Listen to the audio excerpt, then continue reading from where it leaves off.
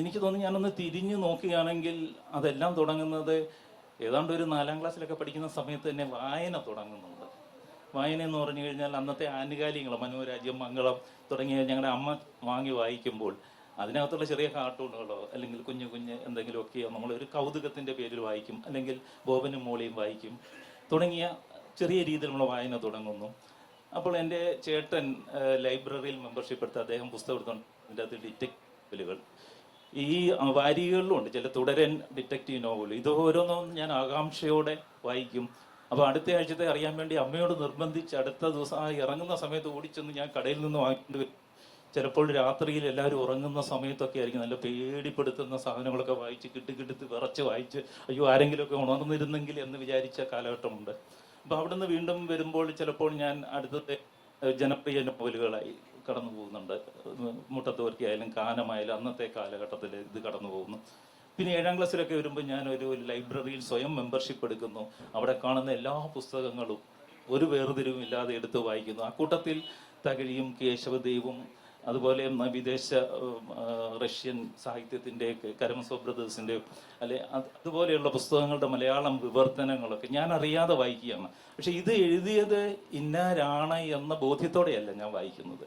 എനിക്കത് വായിക്കാനുള്ള എൻ്റെ കൗതുകത്തിൻ്റെ പേരിൽ ഞാനത് വായിക്കുന്നു. വായിച്ചതിന് ശേഷം അടുത്ത പുസ്തകം എടുക്കുന്നു.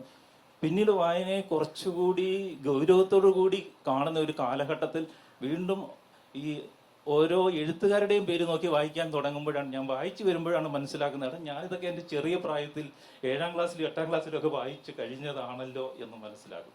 അപ്പം ഞാൻ പറഞ്ഞത് അതൊരു ഒരിക്കലാണ്, പ്രകൃതിയുടെ ഒരു ഒരിക്കലുണ്ട്. എനിക്കല്ലാതെ 10ാം ക്ലാസ് വരെയുള്ള മലയാളമേ ഉള്ളൂ. പക്ഷേ ഈ 10ാം ക്ലാസ് വരെയുള്ള മലയാളത്തിൽ തന്നെ ഒരുമാതിരിപ്പെട്ട പുസ്തകങ്ങളൊക്കെ നമ്മളെ കൊണ്ട് അറിയാതെ വായിപ്പിക്കുകയും ആ പുസ്തകത്തിൻ്റെ സത്ത, എല്ലാ പുസ്തകത്തിൻ്റെയും എല്ലാ എഴുത്തുകളുടെയും ആധാരം എന്ന് പറയുന്നത് അക്ഷരമാണ്.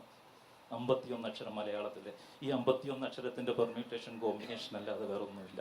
അക്ഷരം എന്ന അക്ഷരമില്ലാത്ത എനർജിയുടെ പ്രഭാവമാണ് ബാക്കി നമ്മളെല്ലാം കാണുന്നത്. അപ്പോൾ നമ്മൾ എന്തൊക്കെ വായിച്ചാലും അടിസ്ഥാനപരമായിട്ട് നമ്മിൽ ലയിക്കുന്നത് ഈ അക്ഷരത്തിൻ്റെ പ്രഭാവമായിരിക്കും. ആ അക്ഷരമാണ് എഴുത്തുകാരൻ എന്ന നിലയിൽ എൻ്റെ ഒരു പുറപ്പാട് തുടങ്ങാനായിട്ട് എന്നെ പ്രേരിപ്പിക്കുന്നു, ഉള്ളിലിരുന്ന് പ്രേരിപ്പിക്കുന്നു. അപ്പോൾ പണ്ട് മുതൽ എനിക്ക് അങ്ങനെ ഒരു ധാരണയുണ്ട്, അക്ഷരത്തിന് ശക്തി ഉണ്ടെന്നത്. അപ്പോൾ ഞാൻ പിന്നീട് എഞ്ചിനീയർ ആകുന്നു, സയൻറ്റിസ്റ്റ് ആകുമ്പോഴത്തേക്ക് എനർജി എന്ന കൺസെപ്റ്റിനെ ഞാൻ അക്ഷരത്തോട് കൊണ്ട് ബന്ധിക്കുകയാണ്. അപ്പോൾ ക്ഷരമില്ലാത്ത, നാശമില്ലാത്ത ഒന്ന് സയൻസിൽ പറയുന്ന എനർജിയെക്കുറിച്ച് തന്നെയാണ്. Energy can neither be created not destroyed എന്ന് പറയുന്നത് പോലെ ഒരിക്കലും സൃഷ്ടിക്കുകയോ നശിപ്പിക്കുകയോ ചെയ്യാനാവാത്തതിനെയാണ് ക്ഷരമില്ലാത്ത, നാശമില്ലാത്തത്. രണ്ടു അർത്ഥത്തിൽ ഒന്ന് തന്നെയല്ലേ, അക്ഷരവും എനർജിയും ഒന്ന് തന്നെ. ഈ ഒരു ധാരണ എങ്ങനെയോ നേരത്തെ മുതൽ എന്നിൽ ഉറക്കുകയും, അപ്പോൾ ഞാൻ പലപ്പോഴും വിചാരിക്കുന്നത് അക്ഷരത്തിനൊരു ശക്തി ഉണ്ടെങ്കിൽ അത് സ്വയം പ്രവർത്തിക്കണം. അതിന് പ്രവർത്തിക്കാനുള്ള കഴിവാണ് എനർജി എന്ന് പറയുന്നത്. അപ്പോൾ ഞാനൊരു പുസ്തകം എഴുതിയാൽ അതിനൊരു ശക്തി ഉണ്ടെങ്കിൽ അത് സ്വയം സഞ്ചരിക്കുകയും ആ പുസ്തകം വായിക്കാൻ വിധിക്കപ്പെട്ട ആളിലേക്ക് സ്വാഭാവികമായിട്ട് സഞ്ചരിച്ച് ചെല്ലുകയും ചെയ്യും എന്നുള്ള ഒരു വിചാരം എനിക്ക് പണ്ട് മുതലേ ഉണ്ടായിരുന്നു. എൻ്റെ അനുഭവം എങ്ങനെയാണ്, പലപ്പോഴും അങ്ങനെ സംഭവിച്ചിട്ടുണ്ട്.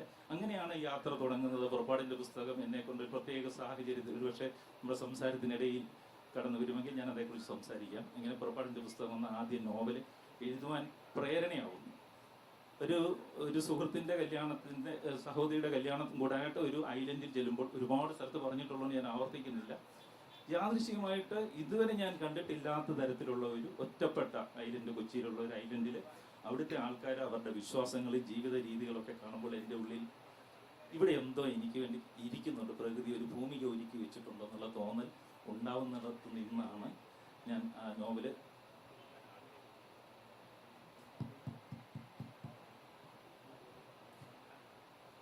പക്ഷേ ഞാൻ എഞ്ചിനീയറായിട്ട് VSSC ജോയിൻ ചെയ്ത ശേഷം ഞാൻ അതിൻ്റെ ഒരു പെട്ടെന്ന് എന്താണ് സംഭവിക്കുന്നതെന്ന് പറയാൻ വേണ്ടി, പുറപ്പാട് എങ്ങനെ തുടങ്ങി, അന്വേഷണം എങ്ങനെ തുടങ്ങിയെന്ന്. അപ്പോൾ എൻ്റെ ഒരു സീനിയർ എഞ്ചിനീയർ ഉണ്ട്, സുരേഷ് വി മാത്യു. ഒരു ദിവസം സുരേഷ് എന്നോട് പറയും, ജെയിംസ് വിചാരിച്ചാലും ഒരു നോവൽ നിസ്സാരമായിട്ട് എഴുതാൻ പറ്റും. നമ്മുടെ പ്രിയപ്പെട്ട എഴുത്തുകാരൊക്കെ എഴുതിയിരിക്കുന്ന കണ്ടില്ലേ, കന്യാവനങ്ങൾ, പുന്നത്തിൽ കുഞ്ഞത്തുള്ളിട്ട് അന്ന് വന്നുകൊണ്ടിരിക്കുന്ന സമയമാണ്. ഇദ്ദേഹത്തെ പോലെ ജെയിംസിനും എഴുതാൻ പറ്റും, ഒന്ന് വായിച്ച് നോക്കാം. ഇതൊക്കെ കേട്ടപ്പോൾ ഞാൻ വിചാരിച്ചാൽ അത് ശരി, എനിക്ക് എഴുതാൻ പറ്റുമെങ്കിൽ ഞാനും എഴുതി കളയാമെന്ന് പറഞ്ഞ് ഞാൻ അന്ന് എടുത്ത് തുടങ്ങുകയാണ്. ഒരു മനുഷ്യൻ വളരെ വലിയ അർത്ഥമൊന്നും കൽപ്പിക്കാതായിരിക്കും അദ്ദേഹം പറഞ്ഞത്, പക്ഷെ എൻ്റെ ഉള്ളിൽ വലിയ അർത്ഥമായിട്ട് കരുതുകയും ഞാൻ അന്ന് തുടങ്ങിയ ആ എഴുത്താണ് പുറപ്പാടിൻ്റെ പുസ്തകം. പിന്നെ ഏതാണ്ട് 12 വർഷം അതിന്മേൽ അടയിരിക്കേണ്ടി വന്നു എന്നുള്ള ഒരു വസ്തുതയുമുണ്ട്.